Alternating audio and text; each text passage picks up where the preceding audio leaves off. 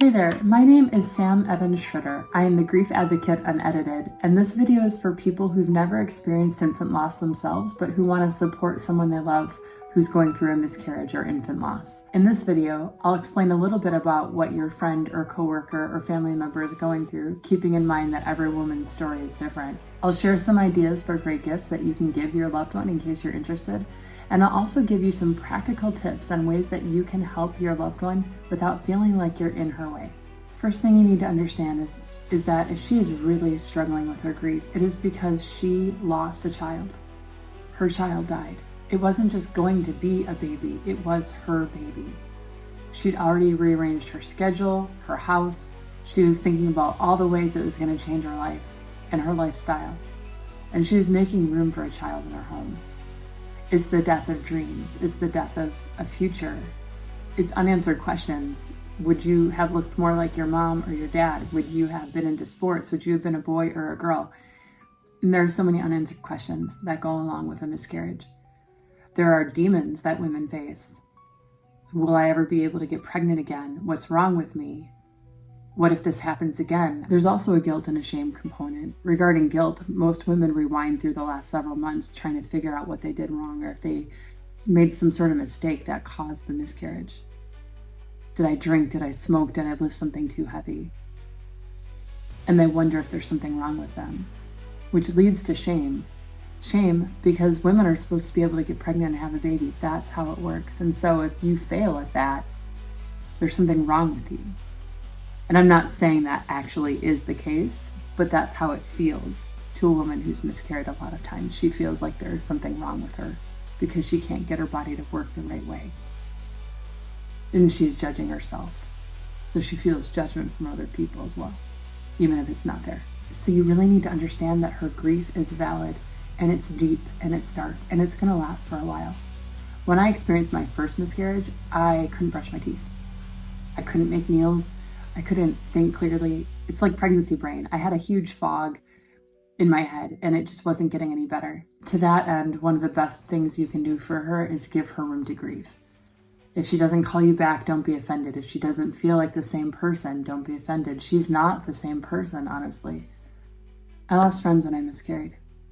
I stopped speaking to certain family members when I miscarried because people didn't understand my grief.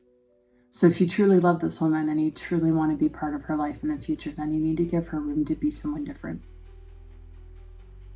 You need to expect that the person that you loved before the miscarriage is not going to be the same person afterward. You can't experience that deep of grief without it changing your heart and your life. I remember one woman saying to me, "Oh, Sam, I just want you to get your smile back. I just miss your smile." And I just remember thinking, I can't smile right now. My heart hurts. And I'm not going to be the same person that I was before. I lost a human. This world has one less person in it. That's how I felt. Like the world had one less person in it, and I was the only one who knew it. Miscarriage is incredibly lonely. So my first 2 pregnancies ended in miscarriage. After my second miscarriage, my younger sister called me and she was like, "Hey, I know this is going to be hard for you to hear, but I didn't want you to hear it from someone else. I'm pregnant." She invited me to the baby shower and then gave me simultaneous permission not to come. Here, the baby shower is on this day. I would love for you to be there, and I understand if you don't want to be.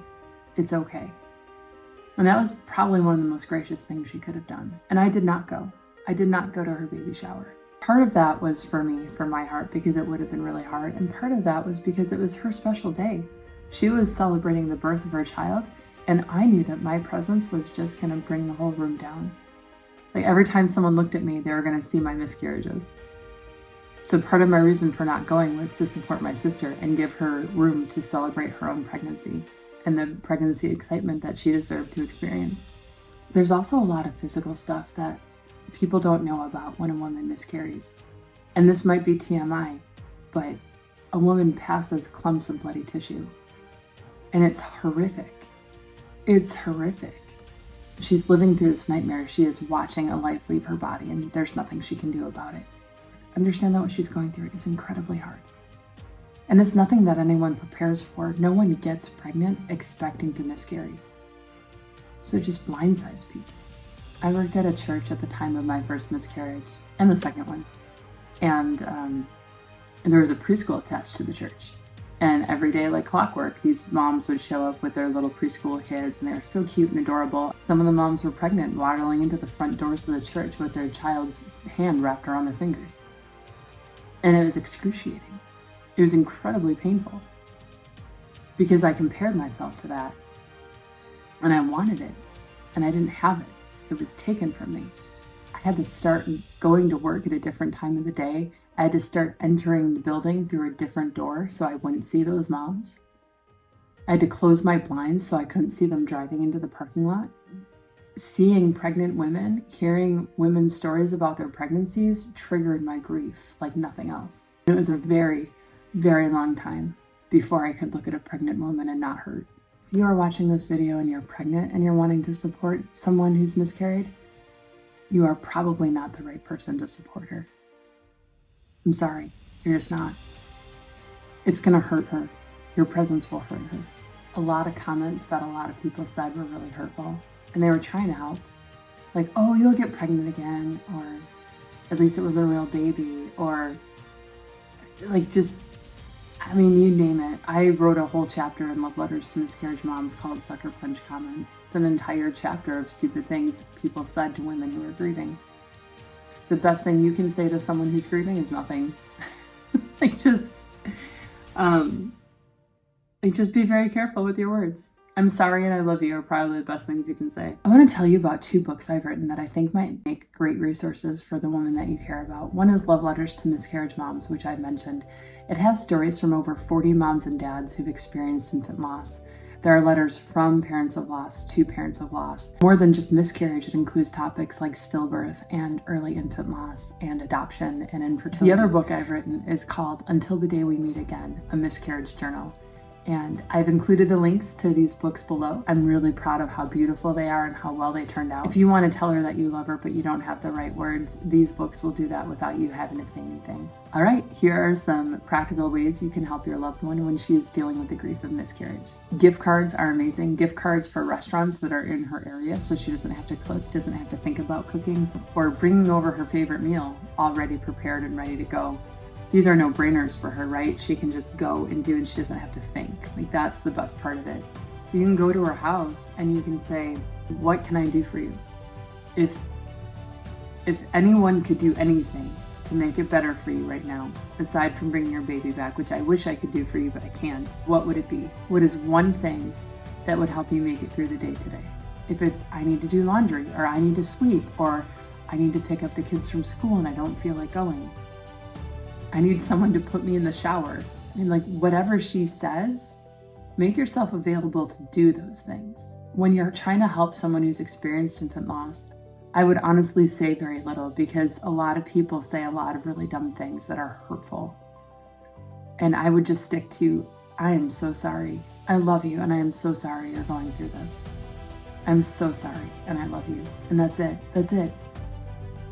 Because you can't promise her she's going to get pregnant again. You can't promise her that she'll have a baby one day. You don't know those things. And the last thing she wants to hear is a false promise. So just stick to facts.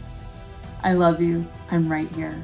I'm so sorry you're going through this. If she's someone who is really great at working out, or she had a hobby that she was interested in that she's not doing anymore, you could possibly suggest trying that hobby out. Maybe it would help you feel better to go on a bike ride or go swimming, or I don't know what the thing is. You know what the thing is because you love her.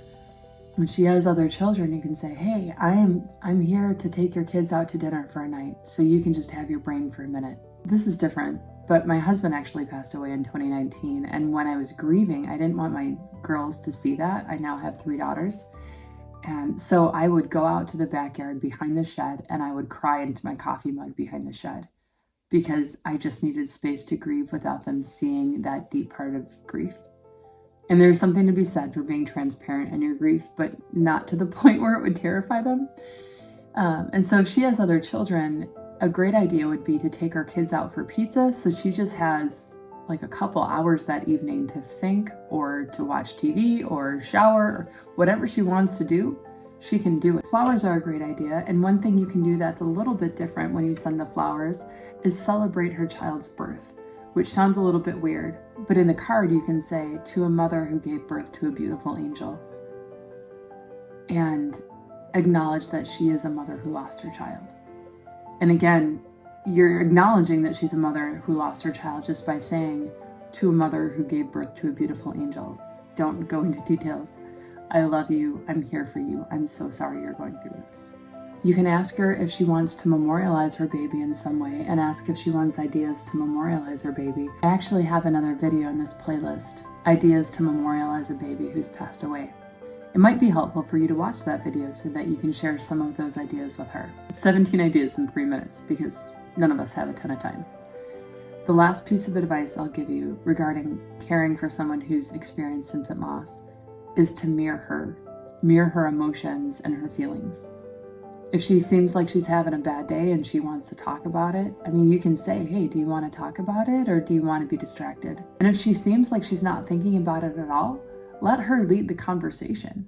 Talk about what she wants to talk about. If she wants to talk about the garden in the backyard or needing to go get an oil change, then talk about those things with her. If she wants to gossip about another friend, do that. You don't have to talk about the miscarriage in order to help her. From the bottom of my heart to yours, I just want to thank you for watching this video and doing whatever you can to love the woman in front of you. She needs you. So if that's something that you're interested in, and then it's so if that's something you're interested in, go ahead and click the link. So if that's something you're interested in, go ahead and click the link in the description. I included the link in the description for you. This playlist about ideas to